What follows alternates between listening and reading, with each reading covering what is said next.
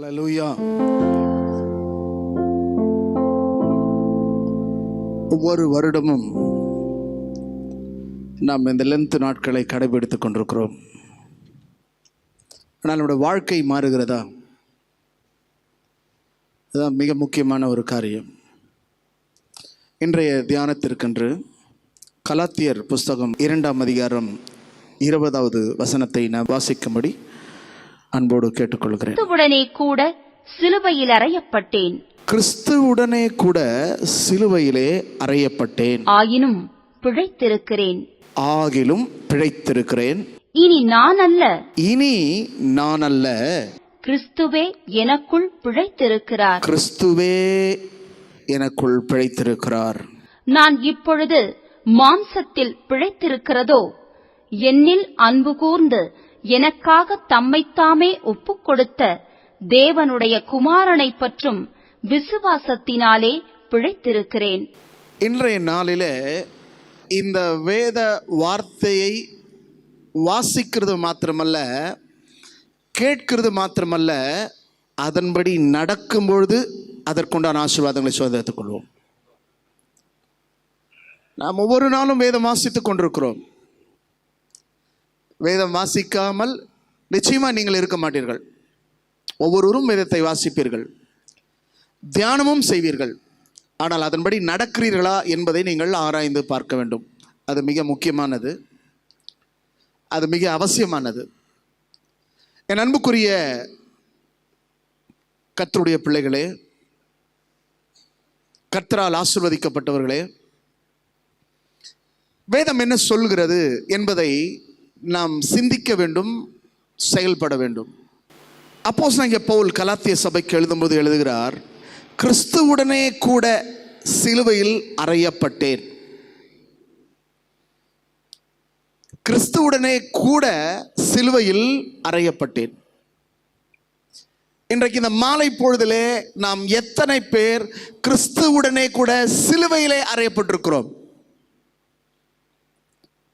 Entrance, நம்முடைய வீட்டின் முகப்பு, நம்முடைய கதவு, கேட், அங்கே பார்த்தீங்கன்னா ஒரு சிலுவை இருக்கும். கேட்டில் ஒரு சிலுவை வச்சுருப்போம். அப்படியே வீட்டுக்குள்ளே நுழைஞ்சோன்னா வீட்டுக்குள்ளே கதவுல ஒரு சிலுவை இருக்கும். அப்படியே வீட்டுக்குள்ளே நுழைஞ்ச போது நம்ம உட்கார்ற இடத்துல ஒரு சிலுவை இருக்கும். சிலுவை அங்கெல்லாம் இருக்கும். ஒவ்வொரு கிறிஸ்தவர்களும் சிலுவை அணிந்து கொள்வார்கள். ஆனால் சிலுவையிலே அறையப்பட்டிருக்கிறார்களா?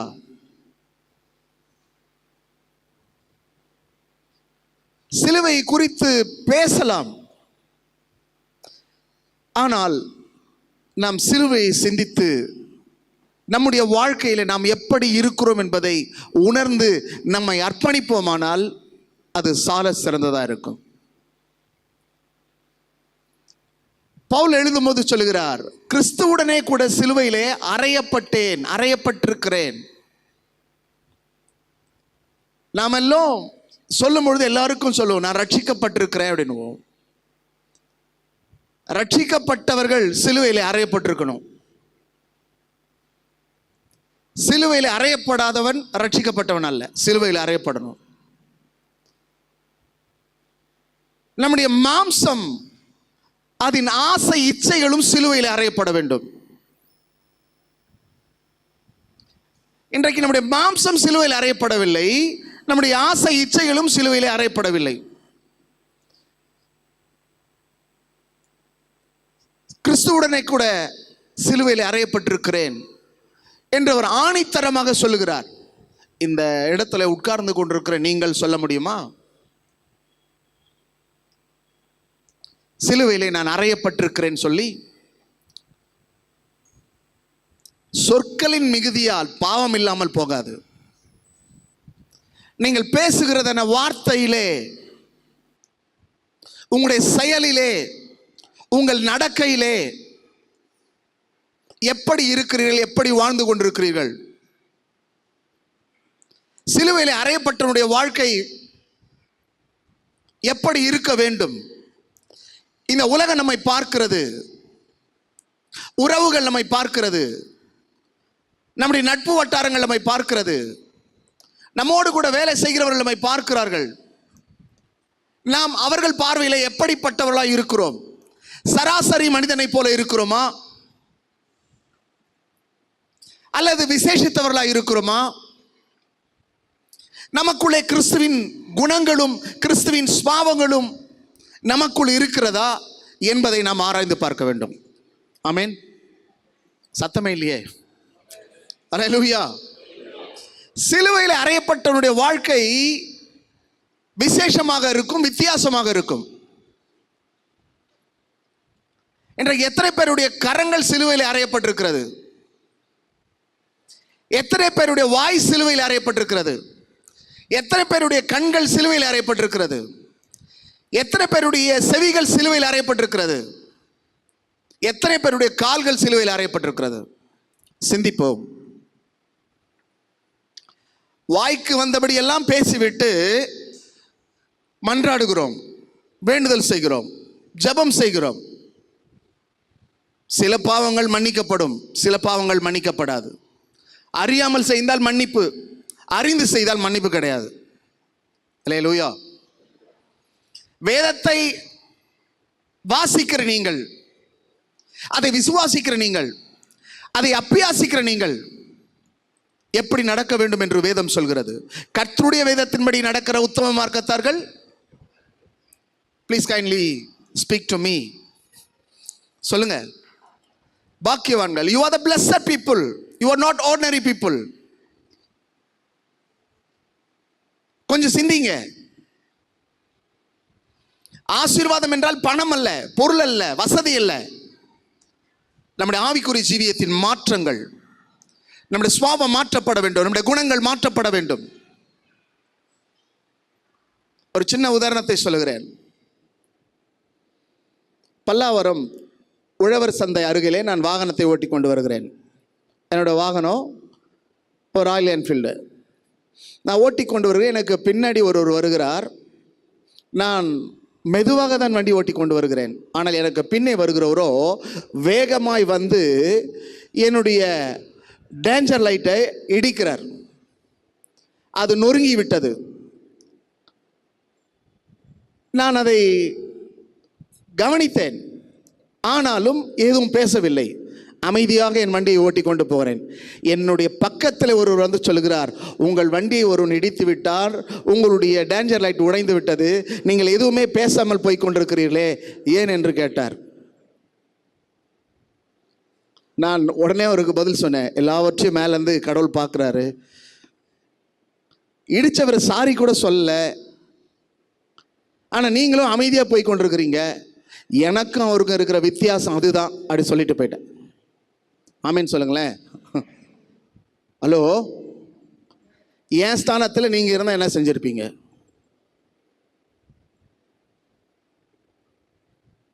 நான் வேகமாக ஆலந்தூரில் வண்டி ஓட்டி கொண்டு வருகிறேன். ஒரு வேகமாய் வந்து என் வண்டியை இடிக்கிறார். வண்டியை நானும் சேர்ந்து கீழே விழுகிறோம். அது 350 சிசி வண்டி. என்னால் அதை தூக்கக்கூட முடியாது. அப்போது கீழே விழுந்துட்டேன். மேலே வண்டி விழுந்துருச்சு. அவர் போய்கொண்டே இருக்கிறார். நான் மெதுவாக என் வண்டியை விட்டு கொஞ்சம் வெளியே வந்து மீண்டுமா என் வண்டியை நிறுத்தி என்னை துடைத்து கொண்டு சரி செய்து கொண்டு மறுபடியும் வாகனத்தை வேகமாக ஓட்டவில்லை. நான் எப்பொழுதும் போகிறதான் அதே ஸ்பீடில் வண்டி போய் கொண்டு இருந்தேன். அன்பானவர்களை கவனியுங்கள். நம்ம வாயின் வார்த்தையை கொட்டிட்டா திரும்ப எடுக்க முடியாது. நாம் திருப்பி அடிச்சுட்டா கர்த்தர் நம்ம நியாயம் தீர்ப்பார். ஆமென் சொல்லுங்களேன். நான் சிலுவையில் அறையப்பட்டதுக்கு என்ன அடையாளம், என்ன அர்த்தம்? நானும் மனுஷன் தானே, எனக்கும் கோபம் வரத்தானே செய்யும். ஆனால் நான் ஏன் கோபப்படவில்லை? நான் பிரசங்கி. யாருங்க சொல்லுங்க?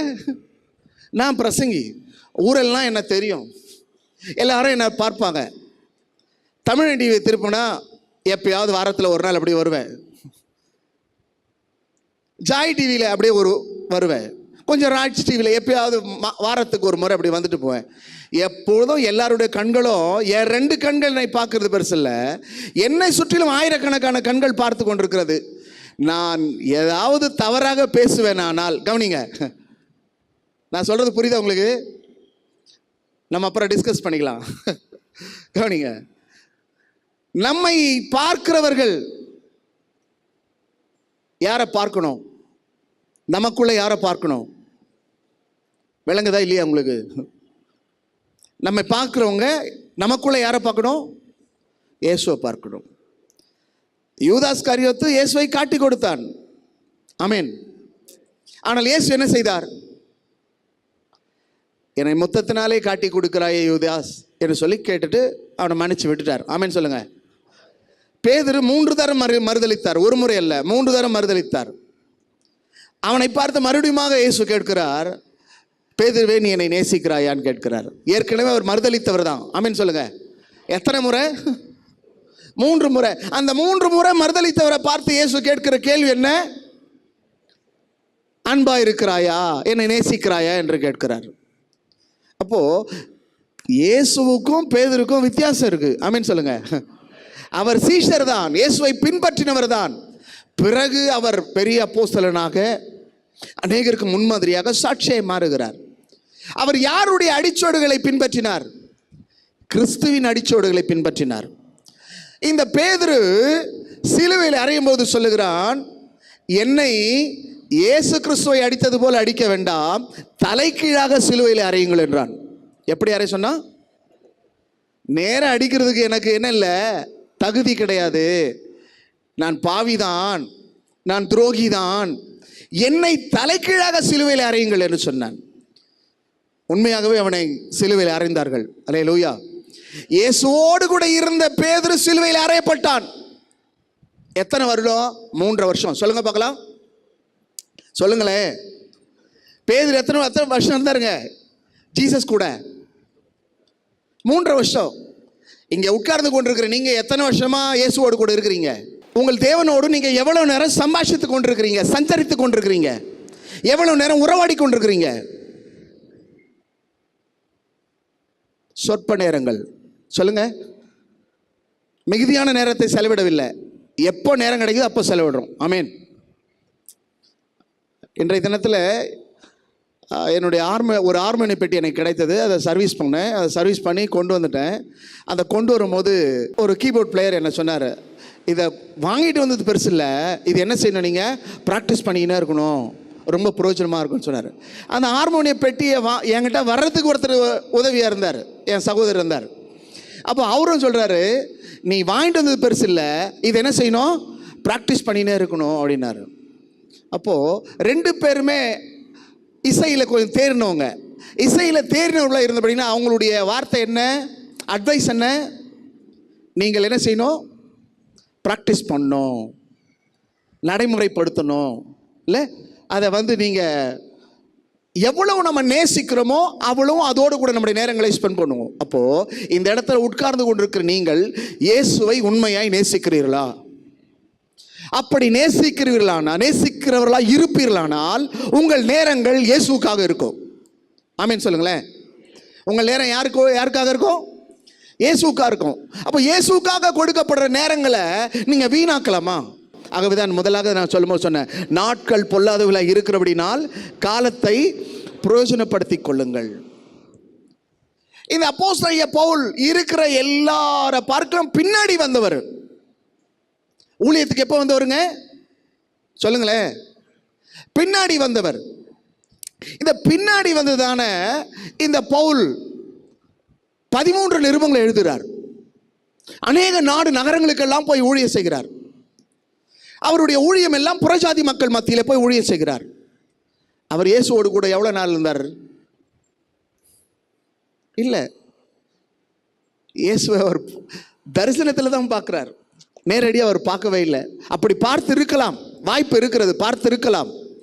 ஆனால் இயேசுவோடு அவர் பேசினது கிடையாது, பழகினது கிடையாது, உறவாடினது கிடையாது, அவருடைய வார்த்தையை அவர் கேட்டதும் கிடையாது. ஆனால் பேதுரு அப்படி அல்ல, இயேசுவோடு கூடவே இருந்தார். இயேசு கிறிஸ்துவினாலே பெயர் சொல்லி அழைக்கப்பட்டார்.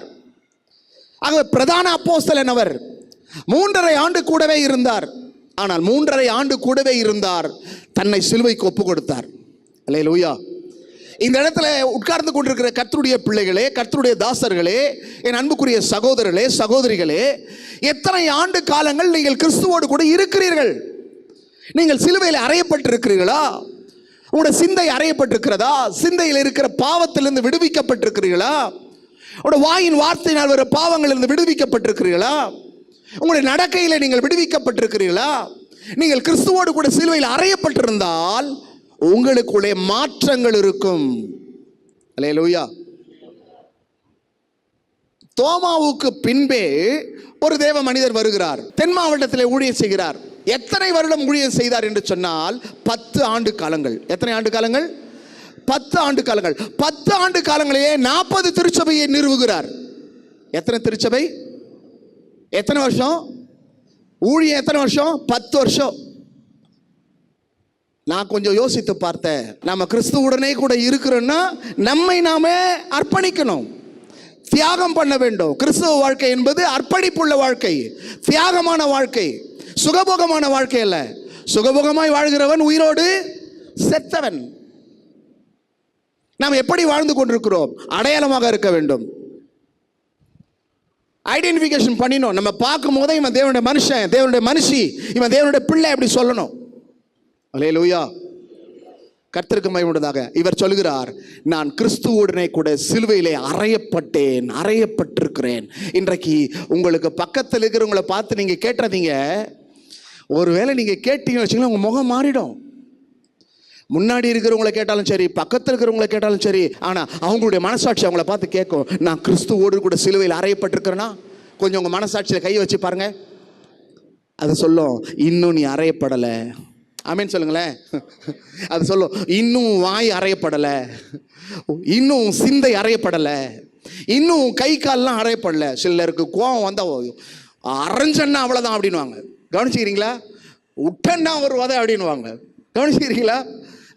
நான் வாயை திறந்த அவ்வளோதான் அப்படின்னாங்க. கூவம் ஆறே வந்தோம் வெளியோ. ஆமேன் சொல்லுங்க. நீ வாயை திறக்கிறதுக்கு நல்லது. ஆமேன். ஆமாம். கெட்ட வார்த்தை ஒன்று உங்கள் வாயிலிருந்து, பக்தி விருத்திக்கு ஏதுவான வார்த்தை. நீ சிலுவையில் அறையப்பட்ட உன் வாயில வேற வார்த்தை வரக்கூடாது.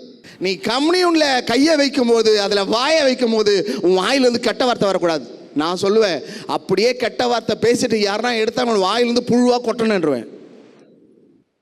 ஆமேன் சொல்லுங்க. நீங்க அக்செப்ட் பண்ணாலும் சரி, அக்செப்ட் பண்ணாலும் எனக்கு அதை பத்தி கவலை இல்லை. சிலுவையிலே நாம் அறையப்பட்டிருக்கிறனா என்பதை நம்மை நாமே ஆராய்ந்து பார்க்கணும். அப்பதான் அப்போஸ்தலன் பவுல் எழுதுறார், நம்மை நாமே நாம் ஆராய்ந்து அறிந்தால் நாம் நிதானிக்கப்படும். நம்ம நிதானிக்கிறது இல்லை. நிதானம் வாழ்க்கையில பிரதானம். ஆமீன் சொல்லுங்க. நிதானம் வாழ்க்கையில பிரதானமானது. ஆனா நம்ம கிட்ட இல்லையே அது. இல்ல, சில சொல்லுவாங்க வாழ்க்கைக்கு நிதானம் தேவை, வண்டி ஓட்டுறதுக்கும் நிதானம் தேவை, வாழ்க்கையை நடத்துறதுக்கும் நிதானம் தேவை. நிதானம் தவறினால் ஆக்சிடென்ட் தான் ஆகும். வாழ்க்கையும் ஆக்சிடென்ட் ஆகும், வண்டியும் ஆக்சிடென்ட் ஆகும். ஆமீன் சொல்லுங்க. அவங்க சொல்ல, வண்டி ஓட்டும் போது பேசாதீங்கன்னுவாங்க. எனக்கு எல்லாம் தெரியும் அப்படின்னு சொல்லிட்டு நம்ம கண்ணாடியே பார்த்துட்டா முன்னாடி வரவும் தெரியாது. ஆகவே இன்சிடென்ட் நடக்கும், ஆக்சிடென்ட் நடக்கும். நம்ம தான் ஜாக்கிரதையாக இருக்கணும், அலர்ட்டாக இருக்கணும். இல்லை, எதை அவாய்ட் பண்ணணுமோ அதை அவாய்ட் பண்ணணும், எதை வாமிட் பண்ணணுமோ அதை வாமிட் பண்ணிடணும். சில பொருள் நமக்கு உடலில் ஒத்துக்கலைன்னா ஆட்டோமேட்டிக்காக வாமிட் ஆகிடும். தெரியுமா தம்பி உங்களுக்கு? நம்ம உடலுக்கு சில பொருள் ஒத்துக்கலைன்னா, சில உணவு ஒத்துக்கலைன்னா என்ன செய்யணும் சொல்லுங்க? ஆட்டோமேட்டிக்காக வாமிட் வந்துடும். அப்போ ரட்சிக்கப்பட்டவனுக்கு சில குணங்கள், சில சுபாவங்கள், சில பழக்க வழக்கங்கள் இருந்தால் அது வெளியே போயிடணும். அது உள்ள வரக்கூடாது. அந்த பழைய மனுஷன் மறுபடியும் வரக்கூடாது. அந்த பழைய சுபாவம் உள்ள வரக்கூடாது. அந்த பழைய குணங்கள் உள்ள வரக்கூடாது. கவனிக்கிறீங்களா? ஆகவே பவுல் சொல்றாரு, நான் கிறிஸ்துவுடனே கூட சிலுவையில் அறையப்பட்டிருக்கிறேன். ஹல்லேலூயா. சிலுவையில் அறையப்பட்டிருக்கிறேன். ஆகவே இந்த அருமையான நாளிலே தேவ சமூகத்திலே வந்திருக்கிற நீங்களும் நானும் சிலுவையில் அறையப்பட்டிருக்கிறோமா என்பதை அறிந்து கொள்ள வேண்டும். ரோமர் புஸ்தகம் 8ஆம் அதிகாரம் 17ஆம் வசனம். கொஞ்சம் வாசிங்க, சீக்கிரம் முடிச்சிரும். நாம் பிள்ளைகளானால் சுதந்திரருமாமே, தேவனுடைய சுதந்திரரும் கிறிஸ்துவுக்கு உடன் சுதந்திரருமாமே. கிறிஸ்துவுடனே கூட நாம் மகிமைப்படும் படிக்கு அவருடனே கூட பாடுபட்டால் அப்படியாகும். மகிமைப்படும்படிக்கு பாடுபட்டால், அப்போ கிறிஸ்தவர்கள், கிறிஸ்துவோடு கூட இருக்கிறவர்கள் அவரோடு கூட பாடுபட வேண்டும். ஆமென் சொல்லுங்க.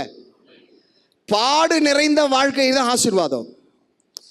பாடுகள் வழியாய் பரலோகம் செல்வேன், நீடொழியாய் நித்திய காலம் நான் வாழ்வேன், இயேசுவை நான் காண்பேன்,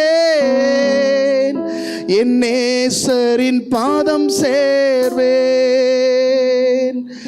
பாடுகள் வழியாய் பரலோகம் செல்வேன், நீடொழியாய் நித்திய காலம் நான் வாழ்வேன்.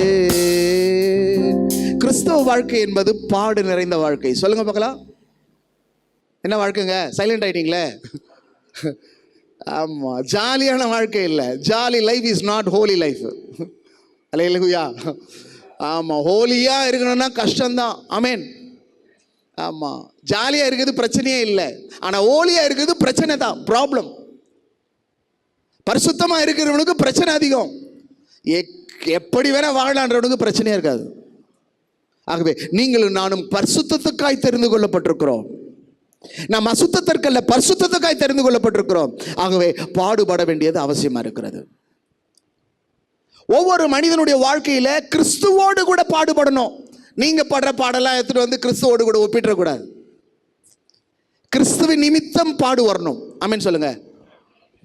சேவான் கிறிஸ்துவின் நிமித்தம் பாடுபட்டான். ஆமென் சொல்லுங்க. கிறிஸ்துவின் நிமித்தம் கல்லெறியப்பட்டான், கிறிஸ்துவின் நிமித்தம் மரிக்கிறான்.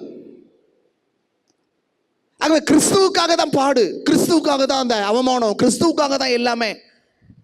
ஆகவே தேவன் அவனுக்கு தரிசனமானார். அவன் கீழே இருந்து பார்க்கிறான், பிதாவின் வலது பரிசத்தில் நிற்கிற கிறிஸ்துவை அவன் கண்டான். அல்லேலூயா. அவன் பாடுபடுறவன் மகிமையை காண்பான், மகிமையின் தேவனை காண்பான், மகிமை நிறைந்த கிறிஸ்துவையும் காண்பான். ஆகவே பாடு இந்த உலகத்திலே உண்டு, உலகத்திலே உபத்திரம் உண்டு, ஆனாலும் திடன் கொள்ளுங்கள், நான் உலகத்தை ஜெயித்தேன்.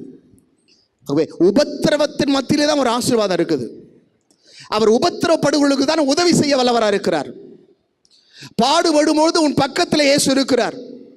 ஒரு முறை நம்முடைய இந்திய அப்போஸ்தலனாகிய சாது சுந்தர் சிங் ஐயா அவர்கள் ஒரு மலைப்பகுதியிலே ஏறி சென்று கொண்டிருந்தார்களாம். அப்பொழுது அவர் சொன்னாராம், தேவனை பார்த்து, ரட்சகா இயேசுவே, என்னாலே இந்த மலையில் ஏறி போக முடியவில்லை, எனக்கு மிகுந்த சோர்வாக இருக்கிறது, நான் பலவீனமாக இருக்கிறேன், எவ்வளவு காலம் நான் பாடு அனுபவிக்க வேண்டும், எனக்கு நீங்கள் உதவி செய்ய வேண்டும் என்று சொல்லி அவர் தேவனிடத்தில் முறையிட்டாராம். அப்பொழுது கர்த்தருடைய செவியிலிருந்து மெல்லிய சத்தமாய் பேசினாராம், என் மகனே சாது சுந்தர் சிங், சற்று உன்னுடைய பாதங்களை கண்ணோக்கி பார். நீ அல்ல, நான் தான் உன்னை சுமந்து கொண்டு வருகிறேன் தவிர உனக்கு ஒரு பிரச்சனை இல்லை, நான் உன்னை சுமக்கிறேன் பார் என்று சொன்னாராம். கீழே பார்த்தா அவர் பாதத்தோடு கூட இன்னொரு பாதம் கூடவே வருதா. ஆமென் சொல்லுங்க. இன்னொரு பாதம் கூடவே வந்து கொண்டிருக்கிறதா.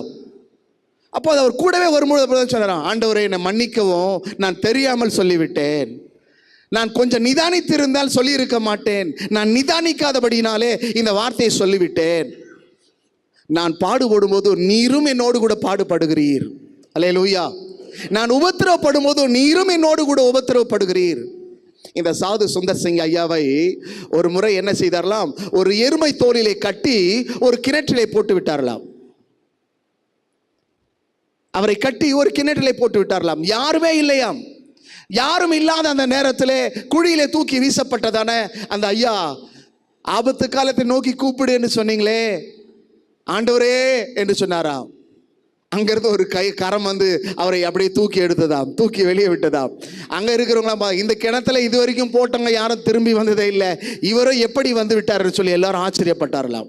சரி, இப்படி இருந்தால் இவன் தப்பித்துக் கொள்கிறானே, இந்த முறை என்ன செய்யலாம்னு சொல்லிட்டு ஒரு எருமை மாட்டு தோலை சரி செய்து அந்த தோலுக்குள்ளே அவரை வைத்து தேய்த்து விட்டாரலாம். தேய்த்து வெயிலில் போட்டாங்களாம்.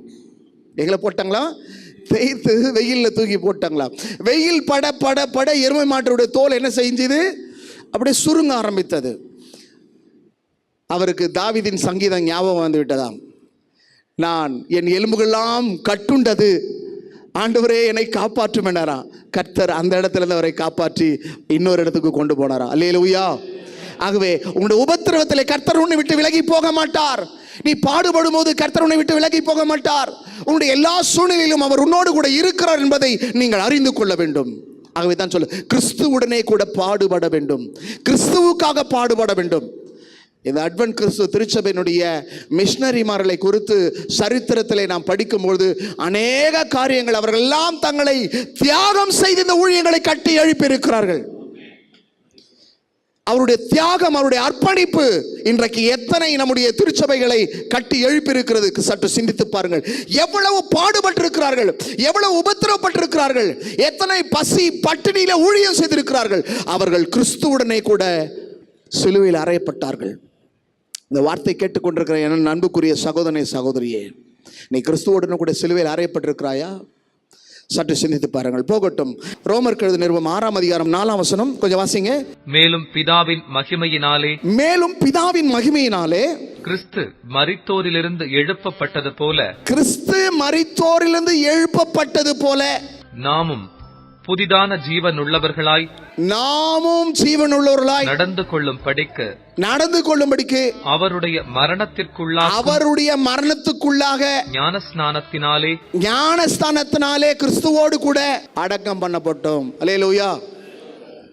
கொஞ்சம் கவனிங்க, கிறிஸ்துவுடனே கூட அடக்கம் பண்ணப்படுறது.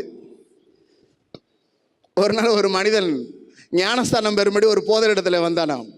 அந்த போதரிடத்துல சொன்னானா, ஐயா எனக்கு ஞானஸ்தானம் கொடுங்களாரா. ஐயாவுக்கு ரொம்ப மகிழ்ச்சி ஆயிடுச்சு. ஒரு பாவி மனம் திரும்பி, ஒரு கொலகாரம் மனம் திரும்பி ஞானஸ்தானம் எடுக்க வந்திருக்கிறானே, சரி இவனுக்கு ஞானஸ்தானம் கொடுப்போம். என்னப்பா மனம் திரும்பி இருக்கிறாயா? மனம் திரும்பிட்டாயா அப்படின்னா. ஐயாவுக்கு ரொம்ப சந்தோஷம், மனம் திரும்பிட்டான். சரி வாப்பா தண்ணிக்கு போகலான்னு சொல்லிட்டு அங்கே இருக்கிறத தொட்டிக்கு கொண்டு போயிட்டு அவரை அந்த தொட்டியில் இறக்கிட்டு சொன்னாராம், இப்பொழுது சொல்லு, மனம் திரும்பி ஞானஸ்தானம் எடுக்கிறாயா அப்படின்னாராம். ஐயா தயவுசெய்து மன்னிக்கும், இந்த ஒரே ஒரு கையை மாத்திரம் நீங்கள் விட்டுட்டு மீதியெல்லாம் ஞானஸ்தானம் கொடுங்க அப்படின்னாராம். என்னப்பா இப்படி சொல்லிட்ட, இதுக்கு முன்னாடியே சொல்லியிருந்தேன், நான் தொட்டி விட்டு வெளியே அனுப்பிட்டு இருப்பேனப்பா. ஏன்பா, என்ன ஒருத்தன் பேசிட்டான், அது என்னால் தாங்க முடியல, அவனை ஒரு வழி பண்ணிட்டு வந்துடுறேன், அதுக்காக இந்த கையை கொஞ்சம் விட்டுருங்க அப்படின்னா. அவர் சொன்னாராம், குணப்படாத உனக்கு நான் ஞானஸ்தானம் கொடுத்தேன்டா, என்ன கடவுள் தண்டிப்பாரு, தயவுசெய்து நீ ஏஞ்சி போய் என்னைக்கு மனம் திரும்பி வரையோ அன்னைக்கு வாப்பா அப்படின்ட்டாரான். அவன் சொன்னான், இல்லையா மனம் திரும்பினா தான் பரலோகம் இருக்குது, மனம் திரும்பினா பரலோகமே கிடையாதுன்னு சொல்லிட்டாங்க. ஒருவன் ஜலத்தினாலும் ஆவினாலும் பெறவிட்டால் தேவனுடைய ராஜ்யத்தில் போக முடியாது.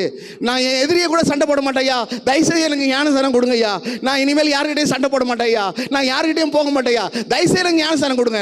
ஆஹா இதுதான்பா மனம் திரும்புதல், வாப்பான்னு சொல்லிட்டு அவனுக்கு ஞானஸ்தானம் கொடுத்தாரான். அவன் அதிலிருந்து சண்டைக்கே போலியா, யார் என்ன பேசினாலும் யார் என்ன சொன்னாலும் அப்படியே கை கட்டிட்டு அமைதியாக இருந்தானா.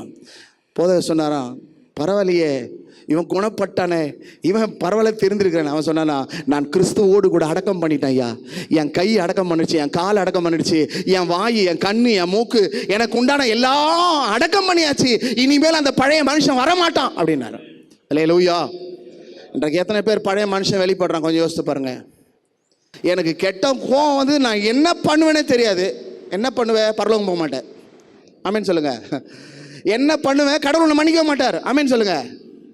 விளங்குதா உங்களுக்கு? நீ கிறிஸ்துவுடனே கூட அடக்கம் பண்ணப்பட்டால் அவர் எழுந்தது போல உன்னையும் அவர் எழுப்புவார்.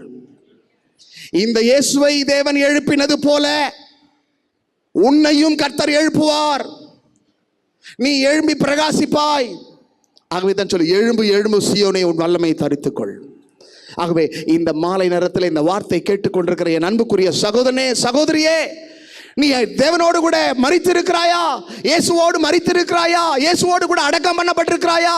நீ கிறிஸ்துவுடனே கூட அடக்கம் பண்ணப்பட்டிருப்பாயானால், கிறிஸ்துவுடனே கூட மரித்திருப்பாயானால் உன் வாழ்க்கையிலே மாற்றங்கள் உண்டாகும். உன்னிலே தேவன் மகிமைப்படுவார். உன்னை கொண்டு கர்த்தர் பெரிய காரியங்களை செய்வார்.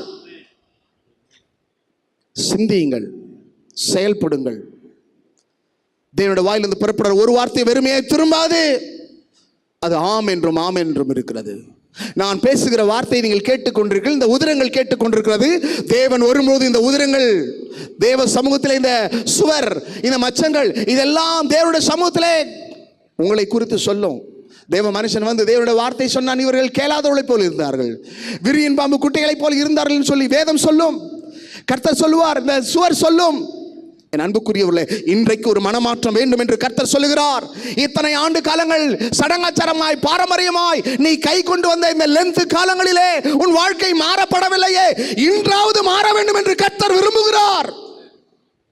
இன்றைக்கு உன் வாழ்க்கை மாற வேண்டும். நீ மனம் திரும்ப வேண்டும். நீ தேவனுக்காய் மகிமையாய் செயல்பட வேண்டும். அதை தான் தேவன் விரும்புகிறார். கர்த்தருக்கு மகிழ்ச்சி எது தெரியுமா? நீ சாட்சியாய் வாழ்வதுதான். நீ சாட்சி இல்லாமல் போகும்பொழுது கர்த்தர் வேதனைப்படுகிறார். ஆதியாகமம் 6ஆம் அதிகாரத்தில் வாசிக்கும் போது மனிதனை உண்டாக்கினதுக்காக கர்த்தர் மனஸ்தாபப்பட்டார். ரட்சிக்கப்பட்ட என்று சொல்லிக்கொண்டு எத்தனை பொய் பேசிக் கொண்டிருக்கிறாய். ரட்சிக்கப்பட்ட நீ எத்தனை கோபப்பட்டு கொண்டிருக்கிறாய். ரட்சிக்கப்பட்ட நீ எத்தனை கெட்ட வார்த்தை பேசிக் கொண்டிருக்கிறாய். ரட்சிக்கப்பட்ட நீ இன்னும் மனம் மாறாமல் இருக்கிறாயே.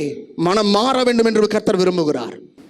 பழைய ஜீவி வேணாம், பழைய சுபாவம் வேணாம், பழைய குணம் வேணாம், பழைய பழக்க வழக்கங்கள் வேணாம். எல்லாத்தையும் விட்டுட்டு ஒரு புது மனுஷனாய், புது மனுஷியாய். இல்லை, பழையவைகள் எல்லாம் ஒழிந்து போயின, எல்லாம் புதியவைகளாயின. அப்போ புதிய மனுஷனாய், புதிய மனுஷன் மாறணும். இந்த சிஸ்டர் ரொம்ப பேசுவாங்க, இப்போ பேசுறதே இல்லை. இந்த பிரதருக்கு அடிக்கடி கோவம் வரும், எடுத்தோடனே அடிச்சிடுவாரு. இப்போ அப்படி இல்லை, அவர் சும்மா மாறிட்டாருங்க. ஹலோ, கவனிக்கிறீங்களா? எப்போ பார்த்தாலும் இந்த வீட்டில் சண்டை நடந்துட்டே இருக்கும். இப்போ சண்டே இல்லைங்க. என்ன காரணம்? அவங்க கிறிஸ்துக்குள்ள இருக்கிறாங்க. அல்லேலூயா, அல்லேலூயா. இல்லை, நம்ம வேலை செய்கிற இடங்கள்லேருந்து, வீட்டிலிருந்து, சபையிலிருந்து, எல்லா இடங்களிலும் பார்க்கும்போது அங்கே தேவன் மகிமைப்பட வேண்டும். உனக்குள்ள ஒரு புதிய மாற்றம் வேண்டும், புதிய ஜீவியம் வேண்டும். இதை தான் தேவன் விரும்புகிறார், காணிக்கை அல்ல. அல்லேலூயா. உன் காணிக்கையோ தசம பாகமோ உன்னுடைய பொண்ணோ பொருளையோ தேவன் விரும்பவில்லை. உன்னோட வாழ்க்கையில மனம் மாற்றத்தை தேவன் விரும்புகிறார். உன் வாழ்க்கையில் ஒரு புதிதான ஜீவியத்தை கர்த்தர் எதிர்பார்த்து கொண்டிருக்கிறார். நீ மாற வேண்டும். சோதரம், கடைசி ஒரு வசனத்தை வாசிப்போம். எபேசியர் 2:5. அக்கிரமங்களிலே மரித்தவர்களாய் இருக்கிற நம்மை கிறிஸ்துவுடனே கூட உயிர்ப்பித்தார். எத்தனை பேர் உயிர்ப்பிக்கப்பட்டிருக்கிறோம்? ஆமென் சொல்லுங்க. எத்தனை பேர் உயிர்ப்பிக்கப்பட்டிருக்கிறீங்க?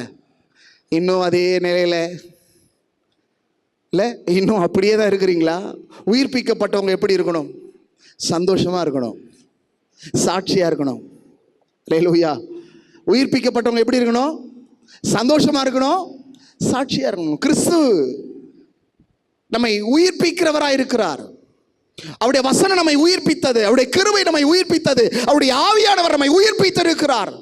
உயிர்ப்பிக்கப்பட்ட நாம எப்படி இருக்கணும்? உயிர் மீட்சி உள்ளவர்களாய் இருக்கணும், உயிர் உள்ள சாட்சியா இருக்க வேண்டும். தேவன் அதை விரும்புகிறார். ஆகவே இந்த மாலை பொழுதுல நான் கிறிஸ்துவுடனே கூட என்றதான வார்த்தையை சிந்திக்க வேண்டும். சிலுவையிலே அறையப்பட்டிருக்கிறேன். நீங்கள் கிறிஸ்துவோடு கூட பாடுபட்டிருக்கீங்களா? கிறிஸ்துவோடு கூட மரித்திருக்கிறீங்களா? கிறிஸ்துவோடு கூட அடக்கம் பண்ணப்பட்டிருக்கிறீங்களா? கிறிஸ்துவுடனே கூட உயிர்ப்பிக்கப்பட்டிருக்கிறீர்களா என்பதை கொஞ்சம் சிந்திச்சு பாருங்க. அப்படியே கொஞ்சம் எழுதி நிற்போமா? நான் ஒரு பாடலை எழுதினேன். அந்த பாடலில் ஒரு சரணத்தை நான் பாடி தேவனை மகிமைப்படுத்த விரும்புகிறேன்.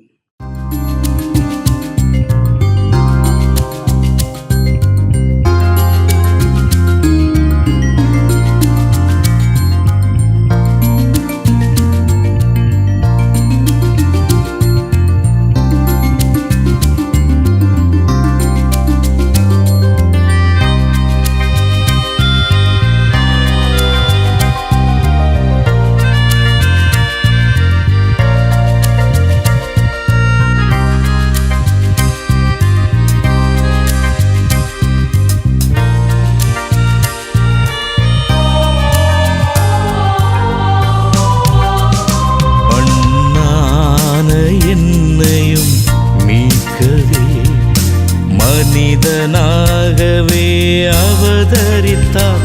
மண்ணான என்னையும் மீட்கவே மனிதனாகவே அவதரித்தார். மாபாவியான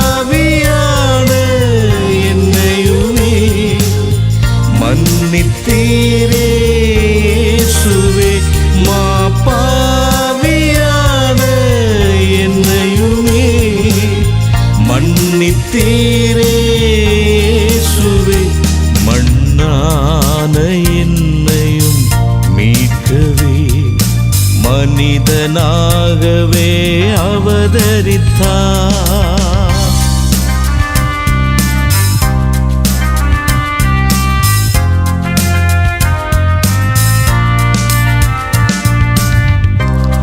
பாவிகளை ரட்சிக்க கிறிஸ்து இயேசு உலகத்திற்கு வந்தார். இயேசு கிறிஸ்துவை இல்லாமல் வேறு ஒருவராலும் ரட்சிப்பு இல்லை. மண்ணான மனிதனை மீட்க தன்னுயிரையே ஈந்திட்ட ஆண்டவராகிய இயேசு கிறிஸ்து இன்றும் ஜீவிக்கிறார். என் அன்பு சகோதர சகோதரிகளே, இன்றைய நாளிலே உங்கள் இருதயத்தை திறந்து இயேசுவே என்னை மன்னியும், இயேசுவே என்னை ஏற்றுக்கொள்ளும் என்று நீங்கள் சொல்வீர்களானால் உங்களையும் ஆண்டவர் மன்னித்து ரட்சித்து ஆசீர்வதிப்பாராக. சிலுவையில் சிந்தின இரத்தத்தினாலே சிந்தையில் சமாதானம் வந்ததையா. சிலுவையில் சிந்தின இரத்தத்தினாலே எந்தனின் பாவங்கள் மன்னித்தீரே. பாவியான என்னையுமே மன்னித்தீரே இயேசுவே. பாவியான என்னையுமே மன்னித்தீரே இயேசுவே. மண்ணான என்னையும் மீட்கவே மனிதனாகவே அவதரித்தார். என் அன்புக்குரியவளே, சற்று சிந்தியுங்கள். நாம் கிறிஸ்துவுடனே கூட சிலுவையிலே அறையப்பட்டிருக்கிறோமா? கிறிஸ்துவுடனே கூட பாடுபடுகிறோமா? கிறிஸ்துவுடனே கூட நாம் அடக்கம் பண்ணப்பட்டிருக்கிறோமா? கிறிஸ்துவுடனே கூட உயிர்ப்பிக்கப்பட்டிருக்கிறோமா? கிறிஸ்துவுக்காக நம்ம சாட்சியாய் வாழ்கிறோமா? நம்ம கொஞ்சம் ஆராய்ந்து பார்ப்போம். நாம் எல்லோரும் தவறுகிறவர்கள் தான். ஆனால் நம்முடைய தவறை திருத்திக் கொள்ள வேண்டியது அவசியமா இருக்கிறது. நான் பாவி பாவி என்று சொல்லிக் கொண்டிருப்பது அல்ல, அந்த பாவத்திலிருந்து விடுவிக்கப்பட வேண்டும். இன்றைக்கு கர்த்தர் நமக்கு ஒரு நல்ல வாய்ப்பை தந்திருக்கிறார். நீங்கள் சிலுவையில் அறையப்பட்டிருக்கிறீங்களா? உங்களோட சிந்தை, உங்களோட இருதயம், உங்களோட கண்கள், உங்களோட செவிகள், உங்களோட வாயின் வார்த்தைகள், உங்களோட இருதயத்தின் காரியங்கள், உங்களோட கை கால்கள், உங்களுடைய நடக்கைகள் எல்லாம் சிலுவையில் அறையப்பட்டிருக்கிறதா என்பதை ஆராய்ந்து, ஏசப்பா என்னை மன்னியும், பாவியான என்னை மன்னியும். எத்தனையோ செய்திகளை கேட்டுக்கொண்டிருக்கிறோம். ஆனால் செய்திகளை கேட்டு குறை சொல்லிக் கொண்டிருக்கிறோம். ஆனால் இந்த செய்தி என் வாழ்க்கையில் ஒரு மாற்றத்தை கொண்டு வரட்டும். நான் இதுவரைக்கும் வாழ்ந்த வாழ்க்கை வேண்டாம், இனி வாழப்போகிற ஒரு வாழ்க்கை அது உமக்கு மகிமையான வாழ்க்கையா இருக்கட்டுமே, அது உமக்கு மகிழ்ச்சியான வாழ்க்கையா இருக்கட்டுமே, அதிலே உம்முடைய நாமம் மகிமைப்படும்படியா இருக்கட்டுமே. என்னை மாற்றும் ஆண்டவரே, என்னை மாற்றும் ஆண்டவரே, என்னை ஒப்பு கொடுக்கிறேன் ஆண்டவரே. நான் மறுபடியும் உம்மை சிலுவையில் அறையக்கூடாது. யூதர்கள் உம்மை ஒரு முறைதான் சிலுவையில் அறைந்தார்கள், நானோ அனுதினமும் உம்மை சிலுவையில் அறைகிறேன் ஆண்டவரே. அவர்கள் ஒரு முறைதான் அறைந்தார்கள், நான் ஒவ்வொரு நாளும் உம்மை சிலுவையில் அறைந்து கொண்டிருக்கிறேன். என்னை மன்னியும் ஆண்டவரே, என்னை சுத்திகரியும் ஆண்டவரே, என்னை பரிசுத்தப்படுத்தும் ஆண்டவரே, என் வாழ்க்கையில மாற்றத்தை உண்டாக்கினார் ஆண்டவரே. எனக்குள்ள ஒரு திருப்பம் வேண்டுமே, என்னிலே நீர் மகிமைப்பட வேண்டுமே. என்னை ஒப்பு கொடுக்கிறேன்னு சொல்லி எத்தனை பேர் உங்களை ஒப்பு கொடுக்க போறீங்க? உங்களோட கரங்களை உயர்த்தி பார்க்கலாம். நான் கிறிஸ்துவுடனே கூட சிலுவையிலே அறைவதற்கு ஒப்பு கொடுக்கிறேன். இதுவரைக்கும் வாழ்ந்த வாழ்க்கையில, இனி நான் வாழ்கிற வாழ்க்கையில கிறிஸ்து மகிமைப்படணும்னு சொல்றவங்க உங்க கரங்களை உயர்த்துங்க. கர்த்தர் உங்களை கரங்களை பார்க்கிறார், மனுஷன் இல்ல, கர்த்தர் உங்களை பார்க்கிறார். நிச்சயமா உங்களை கரங்களை பார்க்கிறார். கர்த்தர் உங்களை எடுத்து பயன்படுத்த போகிறார், உங்களை பயன்படுத்த போகிறார். சத்துரு கொண்டு வருகிற எல்லா சதி நாச மோசங்களை கர்த்தர் மாற்ற போகிறார். உன் வாழ்க்கையில் ஒரு திருப்பத்தை உண்டாக்க போகிறார். சாத்தான் தோற்று போனார். நீங்கள் ஜெயிக்க பிறந்தவர்கள். நீங்கள் இந்த உலகத்திலே சரித்திரம் படைக்கும்படியாக கர்த்தர் உங்களை தெரிந்து கொண்டிருக்கிறார். நீங்கள் சாதாரணமானவர்கள் அல்ல, சரித்திரத்தை உண்டாக்கக்கூடியவர்கள். சரித்திர புருஷன், சரித்திர நாயகன் உங்களோடு கூட இருக்கிறார். உங்களை கொண்டு கர்த்தர் இந்த தேசத்திலே பெரிய காரியங்களை செய்ய போகிறார். ஜெபநிலை இருப்போம். இரக்கமுள்ள பிதாவே, இன்றைக்கு யாரெல்லாம் இந்த செய்தியை கேட்டு தங்கள் கரங்களை உயர்த்தி இருக்கிறார்களோ தங்கள் இருதயங்களை ஒப்பு கொடுத்திருக்கிறார்களோ அவர்களை கண்ணோக்கி பாரும். இன்று முதல் ஒரு மாற்றம், இன்று முதல் அவருடைய வாழ்க்கையில வெற்றி, இன்று முதல் அவருடைய வாழ்க்கையில் ஒரு சந்தோஷம், இன்று முதல் ஒரு சாட்சி உண்டாக ஜெபிக்கிறேன் சுவாமி.